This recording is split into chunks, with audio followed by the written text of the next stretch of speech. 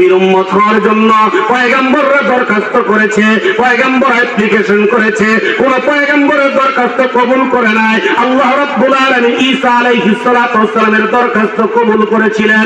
এখন উনি আকাশে আছে, চতুর্থ আকাশে, আবার পৃথিবীতে আসবে উম্মত হওয়ার জন্য।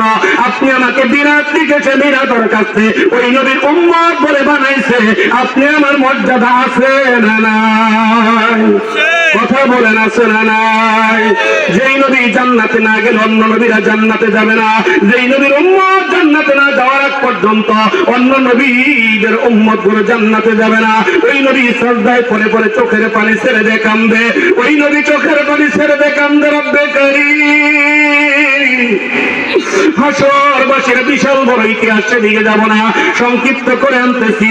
ওই সময় চোখের পানিগুলো ছেড়ে যখন কাঁদবে, আল্লাহ রাব্বুল আলামিন এক পেয়ালা পানি দান করবে, এক পেয়ালা পানি দান করবে। বন্ধু হাবিব, পানিটা জাহান্নামের দিকে ছিটিয়ে দাও, জাহান্নামের দিকে ছিটিয়ে দাও।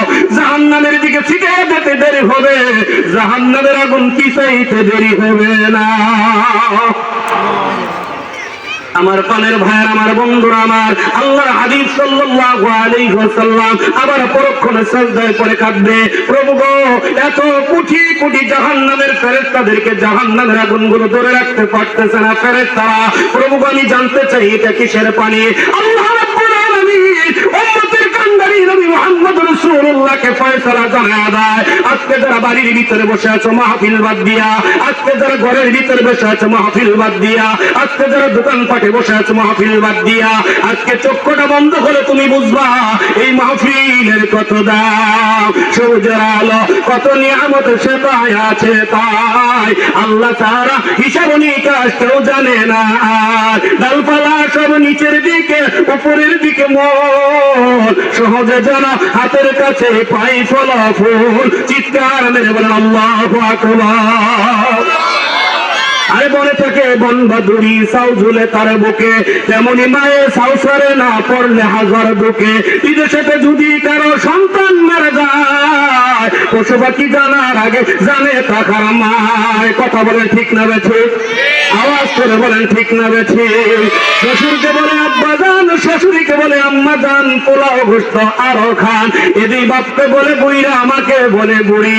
এদিকে মা দুকুনি বাঙ্গা পেয়ালা হাতে লইয়া করে বসে বসে কাঁদে, বাবা রে, যখন তোমার কেউ ছিল না তখন ছিলাম আমি, এখন তোমার সব হয়েছে পর হয়েছি আমি। কথা বলেন ঠিক না বেঠি? আজ সমাজের ভিতরে সবচেয়ে অপমানিত, অপদস্থ, লাঞ্ছিত একমাত্র বিদ্যা মার বাবা। কথা বলেন ঠিক না বেঠি? আজকে সেই মা আর বাবার কদর নেই সমাজে। সন্তান, একজন ছেলের ঘরে 5 জন 6 জন সন্তান জন্ম নিয়েছে, খাবার জুটে, কিন্তু মাকে এক বেলায় ভাত খাওয়াবে এই খাবার জুটে না। কথা বলেন ঠিক না বেঠি? আওয়াজ করে বলেন ঠিক না বেঠি? এই জন্য আপনি মাওলানা হন, মুহাদ্দিস হন, শাইখুল হাদিস হন, খানায় কাবার ইমাম হন, বড় আল্লাহ ওয়ালা ওলি হন, কোনো লাভ নাই যতক্ষণ পর্যন্ত মাকে সম্মান আপনি না করবেন, মায়ের ইজ্জত আপনার ভিতরে না আসবে, ততক্ষণ পর্যন্ত রাহমাতুল লিল আলামিনের আদর্শ আপনার ভিতরে আসবে। কথা বলেন ঠিক না বেঠি?